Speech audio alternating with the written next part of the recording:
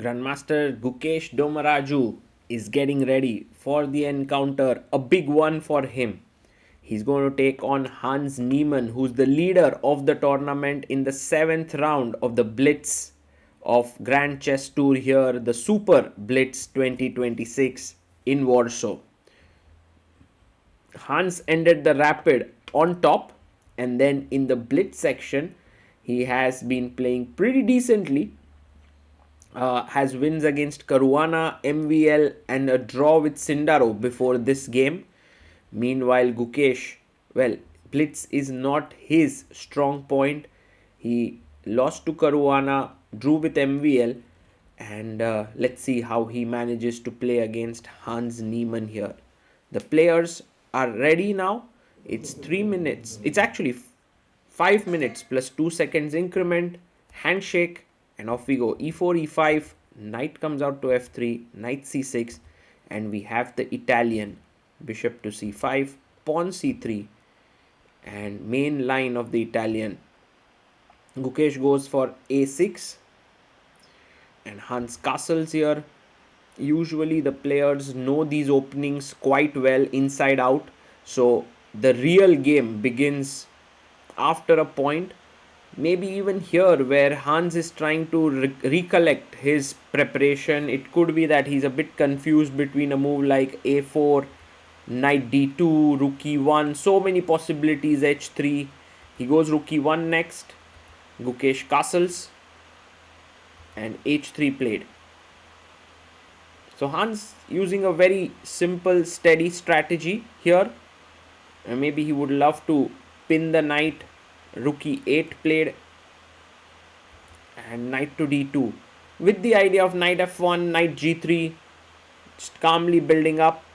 Gukesh goes bishop e6, offering the bishops for trade, takes, rook takes, and b4, expanding on the queen side. One of the ideas here in such positions is to break in the center with d5, but first Gukesh plays h6, and now with queen c2, you can continue with queen d7, double the rooks, but Gukesh breaks in the center with d5. A good move. Let's see how Hans reacts to this. It's not a position where you want to take, because after taking queen d5, rook d8, black's play is just flowing. Hans plays bishop to b2. And now Gukesh has some chances. Knight h5, knight f4 is a very good idea. Also, taking on e4 is not that silly. He goes pawn to b5. Just keeping the pawns in check. And Hans, I think, can decide to take here. He goes rook a d1. Gukesh goes queen e8. Bishop to c1, rook d8, ab, and ab, and we reach this position. And now I think black has done really well getting all the pieces together. White does look a bit passive for sure. And Hans goes knight to b3. He's eyeing the c5 square. Will Gukesh take on e4 now?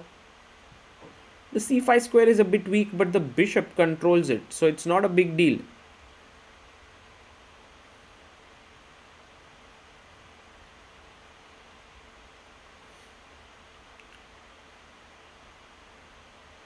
Gukesh taking his time here. Hans down to 3 minutes 15 seconds. Gukesh has 4 minutes. He plays his rook to d6, doubling the rooks on the d file. And Hans takes on d5, rook takes, and pawn comes up to d4. So he's making use of the fact that the queen is opposite here, but queen d7, and now Gukesh making use of the fact that he has tripled down the d file. It's very interesting, because now if you take knight e5, you will lose material. So bishop e3, played defending d4. Look at the amount of pressure on d4. 1, 2, 3, 4, 5, 6 pieces here. all eyeing on d4 square. Gukesh takes.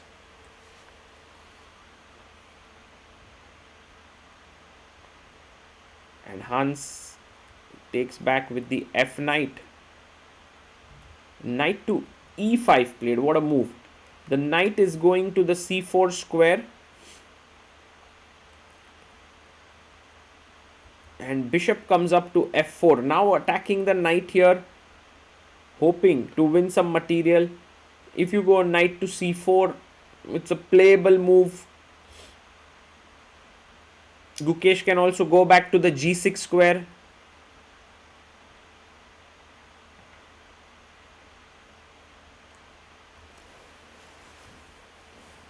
He's thinking here.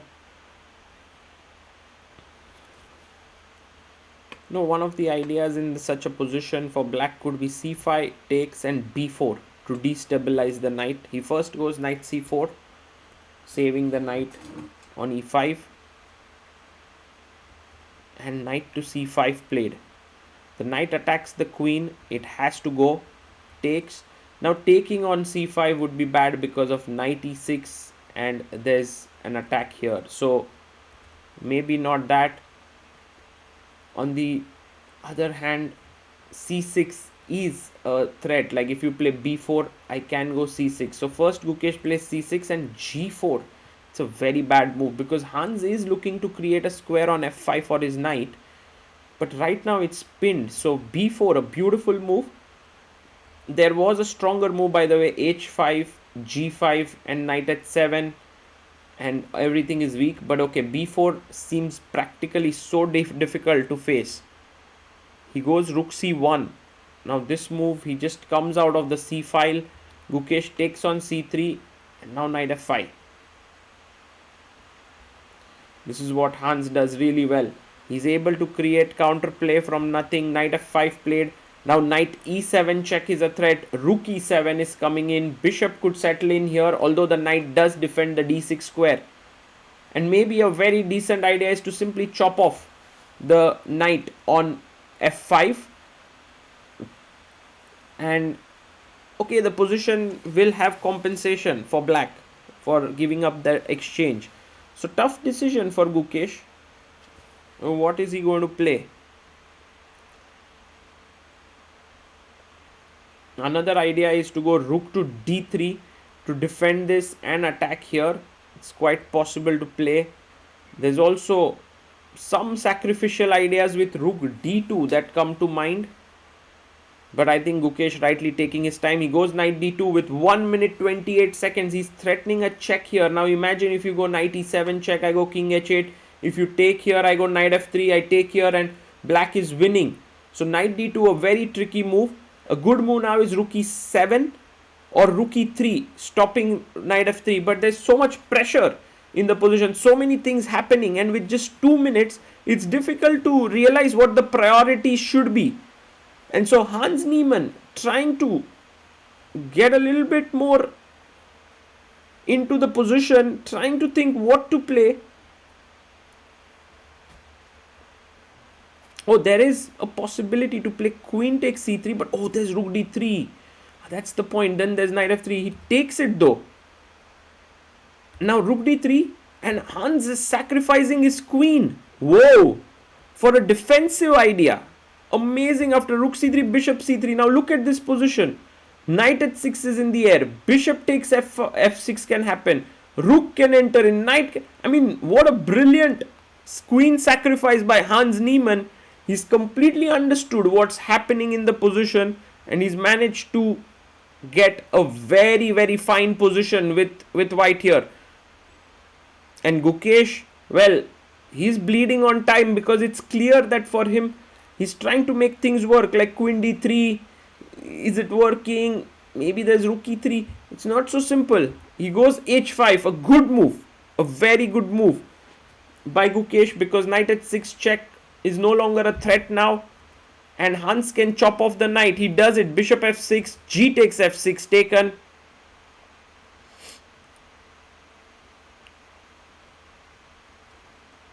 And would rook e7 be possible? I mean, a queen in such a position is dangerous, but this knight is an absolute monster.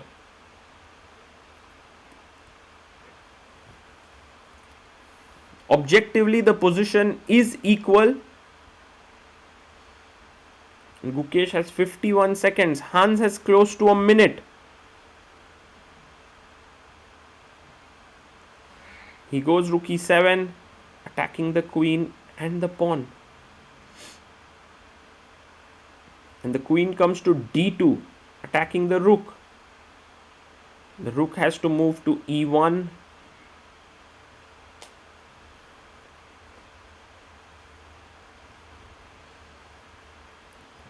And now h g, queen f4, trying to attack here. I'm just trying to imagine if such a thing works, but then there's just rook e4. Gukesh goes rook d7. He's trying to offer a trade of rooks, so that if Hans takes here, it's easier for him. Queen e1, a rook and a knight is easier to handle than two rooks and a knight.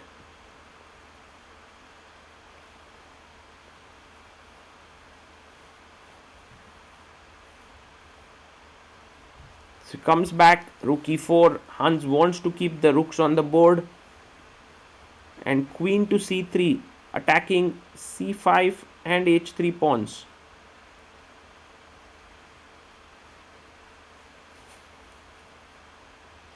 He takes on h5, and that is not a good move. Gukesh takes on h3. Now the knight is hanging on f5, so first save it. Knight d6 makes some sense here. He comes back, knight g3. Gukesh goes rook to d5, a very good move. Maybe he wants rook g5, f5, 4. It seems like black's position is getting better. Move by move, king g7. He takes on c5, allows Hans to take on f6. And Gukesh goes to g5. Now h6 is a good move, the position is equal, but Hans has very little time. He blunders and Gukesh takes, and now queen f3 check, and the rook falls here. That is something that Hans never does, to kind of collapse under time pressure. He's usually so good, and he keeps his calm, but in that position against Gukesh here, he just blundered with rook takes c6. He could have played h6, he could have kept rook e3, but rook takes c6 was just a blunder. In came rook takes g3, and the game was over.